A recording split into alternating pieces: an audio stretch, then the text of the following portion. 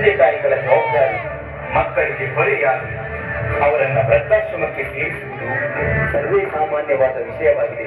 ಇಂತಹ ವೃದ್ಧಾಶ್ರಮದಲ್ಲಿ ಒಂದು ಈ ಹಿಮಾಲಯ ಜೀವನದ ಕೊನೆಯ ಹಂತದಲ್ಲಿರುವ ತಮ್ಮ ಕುಟುಂಬದೊಂದಿಗೆ ಸಮಯ ಕಳೆಯಬೇಕಾದ ಈ ತಂದೆ ತಾಯಿ ಒಡಲಿನಲ್ಲಿ ಇರುವ ಭಾವನಾತ್ಮಕ ವಿಚಾರಗಳೇನು, ಅವರ ಮನಸ್ಸಿನ ಹಂಬಲ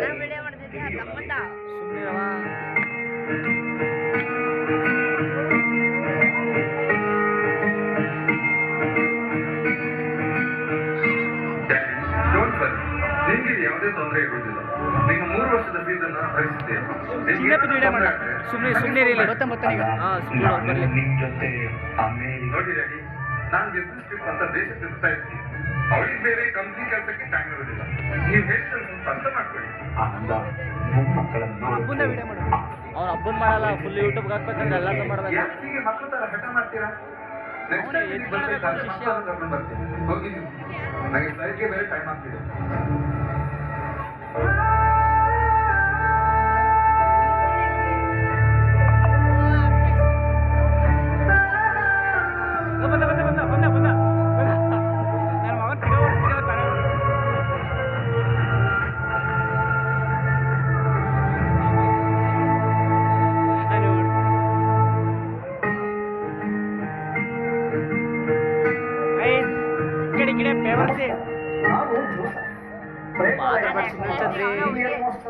ಮಾತಾಡ್ಬೇಡ ಚಂದ್ರಿ, ಮಾತಾಡ್ಬೇಡ, ಮಾತಾಡ್ಬೇಡ. ಒಂದ್ ನಿಮಿಷ, ಪ್ರೇಮಾಲಯ ಆಶ್ರಮದ ಸದಸ್ಯರನ್ನು ನಿಮ್ಗೆ ಪರಿಚಯ ಮಾಡಿಸ್ತೀನಿ. ಪ್ರೇಮಾಲಯದ ಎಲ್ಲ ಪ್ರೇಮಿಕರು ಬನ್ನಿ. ಸೆಂಟ್ರಿಗೆ ಹೋಗಿ ಕೂತ್ಕೊಳ್ಳೋಣ. ನಮ್ಮ ಮನೆಗೆ ಹೊಸ ಸದಸ್ಯರು ಬಂದಿದ್ದಾರೆ, ಬೇಗ ಬನ್ನಿ.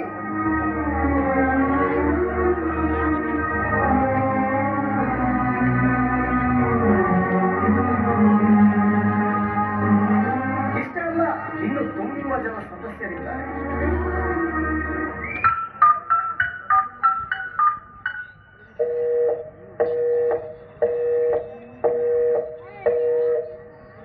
ಏನಾಯ್ತು ಶಾರದಮ್ಮ, ಮಗ ಸಿಕ್ಕಿದ್ನಾ?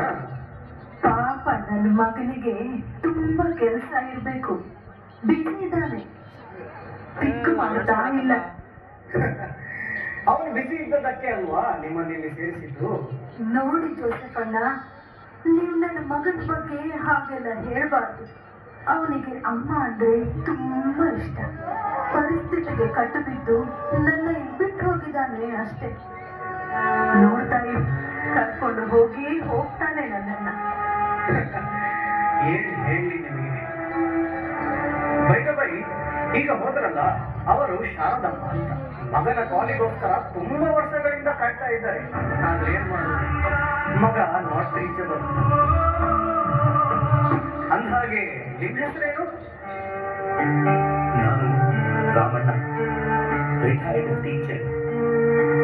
ಏನ್ ವಿಧಿ ನೋಡಿ, ಸಮಾಜದ ಎಲ್ಲರಿಗೆ ಬುದ್ಧಿ ಹೇಳಿ ತಿದ್ದಿ ತೀಡಿದ ನನಗೆ ನನ್ನ ಮಗ ಬುದ್ಧಿ ಹೇಳಿ ಶಾಲೆಗೆ ಮಕ್ಕಳನ್ನ ಸೇರಿಸಿದಂತೆ ಈ ವೃದ್ಧಾಶ್ರಮಕ್ಕೆ ಸೇರಿಸಿದ. ರಾಮಣ್ಣ, ನೀವಿಷ್ಟಕ್ಕೆಲ್ಲ ನಂಬ್ಕೊಂಡ್ರೆ ಹೇಗೆ? ಇಲ್ಲಿರುವವರೆಲ್ಲ ನಮ್ಮ ವಯಸ್ಸಿನವರೇ. ಅಂದ್ಹಾಗೆ ಇಲ್ಲಿರುವವರೆಲ್ಲ ಸಮಾನ ಮನಸ್ಕರೇ. ಸಮಾನ ಮನಸ್ಕರು ಅಲ್ಲ, ಸಮಾನ ತೊಂದರೆ ಅನುಭವಿಸುವವರು. ಹಾಗೆ ಜೋಸೆಫಣ್ಣ, ನೀವು ಇಲ್ಲಿ ಇರುವ ಕಾರಣ? ನನ್ನ ಕಥೆನೇ ಬೇರೆ.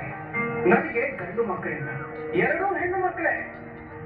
ಪ್ರೀತಿಯಿಂದ ಬೆಳೆಸಿ ಒಳ್ಳೆ ಸಂಬಂಧ ನೋಡಿ ಮದುವೆ ಮಾಡಿಸಿಬಿಟ್ಟೆ. ನನ್ನವಳು ತೀರಿದ ಮೇಲೆ ಪರಿಸ್ಥಿತಿ ಬದಲಾಯಿತು. ಕೊನೆಗೆ ಒಂದು ತೀರ್ಮಾನಕ್ಕೆ ಬಂದೆ, ಈ ಪ್ರೇಮಾಲಯ ಸೇರಿದೆ. ನೀವೇ ಪುಣ್ಯವಂತರು ಜೋಸೆಫಣ್ಣ. ಮಗು ಗಂಡಾಗಲಿ ಹೆಣ್ಣಾಗಲಿ ಈ ತಾಂತ್ರಿಕ ಯುಗದಲ್ಲಿ ಕೊನೆಗೆ ಅಪ್ಪ ಅಮ್ಮನಿಗೆ ಇಂಥ ಪ್ರೇಮಾಲಯವೇ ಗತಿ. ಆದ್ರೆ ರಾಮಣ್ಣ, ಒಂದು ಥ್ರಿಲ್ಲಿಂಗ್ ವಿಷಯ ಹೇಳ್ತೀನಿ. ಇಲ್ಲಿರುವ ಒಂದು ವ್ಯಕ್ತಿಯು ಬಡ ಕುಟುಂಬದಿಂದ ಇಲ್ಲ. Incoming call from Prami Galai identified by Truecaller. ದೊಡ್ಡ ಕೆಲಸದಲ್ಲಿರುವ ಡಾಕ್ಟರ್, ಇಂಜಿನಿಯರ್, ಬಿಸ್ನೆಸ್ ಮಾಡುವವರ ತಂದೆ ತಾಯಿಗಳೇ. ಅದು ಸರಿ ಜೋಸೆಫಣ್ಣ, ನಾವು ನಮ್ಮ ಮಕ್ಕಳಿಗಾಗಿ ರಾತ್ರಿ ಹಗಲು ರಕ್ತವನ್ನು ಬೆವರು ಮಾಡಿ ದುಡಿಯುತ್ತೇವೆ, ಆಸ್ತಿ ಮಾಡಿಡುತ್ತೇವೆ.